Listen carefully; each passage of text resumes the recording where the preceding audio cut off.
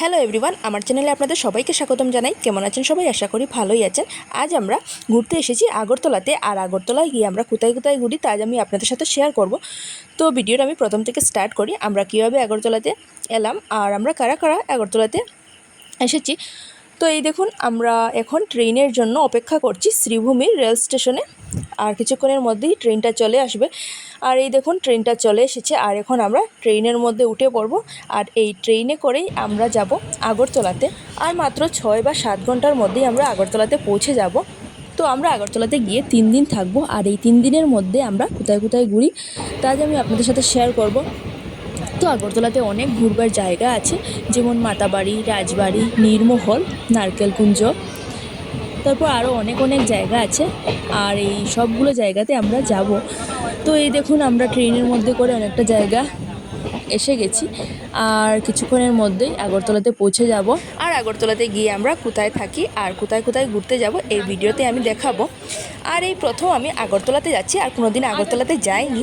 আর আপনারা কারা কারা আগরতলাতে গিয়েছেন অবশ্যই কমেন্টের মাধ্যমে জানাবেন। আর যদি আপনারা আগরতলাতে এসে থাকেন তাহলে এই জায়গাটা দেখেই বুঝতে পারবেন আমরা এখন কোন জায়গাতে আছি, কারণ এই জায়গার রেল স্টেশনটা এতটা সুন্দর করে ছবি, দেওয়ালের মধ্যে ছবি আঁকা আছে যে দেখেই বুঝতে পারবেন। আর এই দেখুন, এখন সন্ধ্যা হয়ে যাচ্ছে আর আমরা ট্রেন থেকে নেমে পড়েছি, আমরা আগরতলাতে পৌঁছে গেছি। আর এখন আমরা যে জায়গাতে থাকবো সেখানে যাব।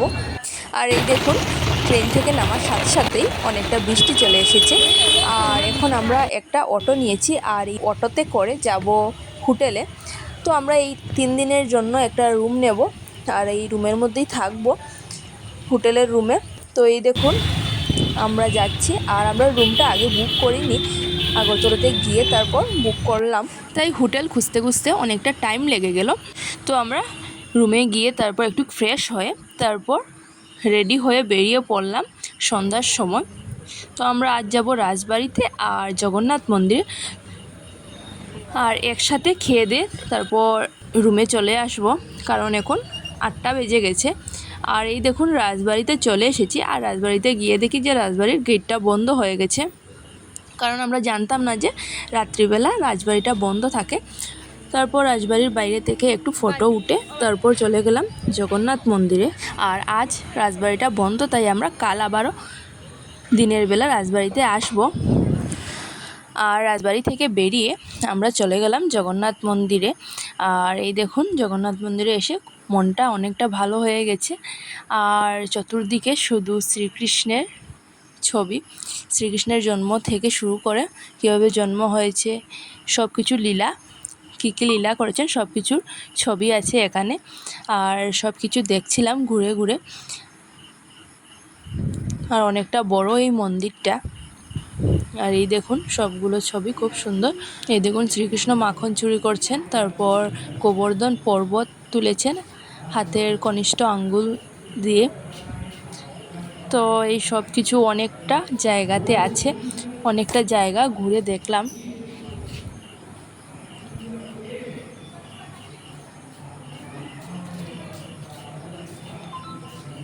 আর জগন্নাথ প্রভুর মন্দিরটা বন্ধ ছিল, কারণ রাত্রিবেলা মনে হয় শয়ন দেওয়া হয়ে গেছিলো, তাই বন্ধ ছিল, তাই জগন্নাথ দেবের দর্শন করতে পারিনি।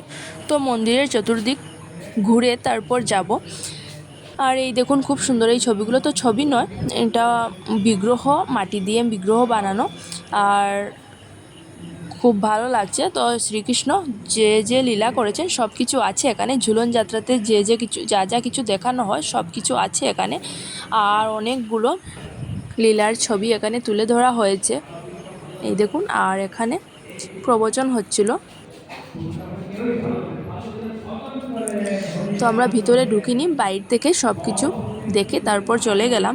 এই দেখুন আর অনেক মানুষও ছিলেন এখানে। এই দেখুন এখানে শ্রীকৃষ্ণের জন্ম হয়েছিল, আর বাসুদেব শ্রীকৃষ্ণকে নদী পার করে নিয়ে যাচ্ছিলেন মাথায় করে। এই দেখুন সব কিছু আছে।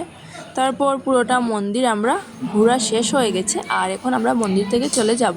আর অনেকটা রাত্রিও হয়ে গেছে, আর এই জায়গাতে আমরা প্রথম এসেছি তাই বেশি লেট করিনি। আর এই দেখুন মন্দির থেকে এখন বেরিয়ে যাব, তারপর খেয়ে দিয়ে চলে যাব আমাদের রুমে। তো আজ আমাদের বেশি ঘোরা হয়নি, কারণ আস্তে আস্তে সন্ধ্যা হয়ে গেছে। আর কাল আমরা অনেকটা জায়গায় ঘুরতে যাব, আর কাল আমরা কোথায় কোথায় ঘুরতে যাব তা আমি নেক্সট ভিডিওতে দেখাবো। তো আজকের মতো আমার ভিডিওটা এখানেই থাক, আগামীকাল নিয়ে আসবো নতুন একটি ভিডিও। আর আজকে আমার এই ভিডিওটা যদি আপনাদের ভালো লাগে তাহলে আমার পাশে থাকবেন আর আমার চ্যানেলটি সাবস্ক্রাইব করবেন।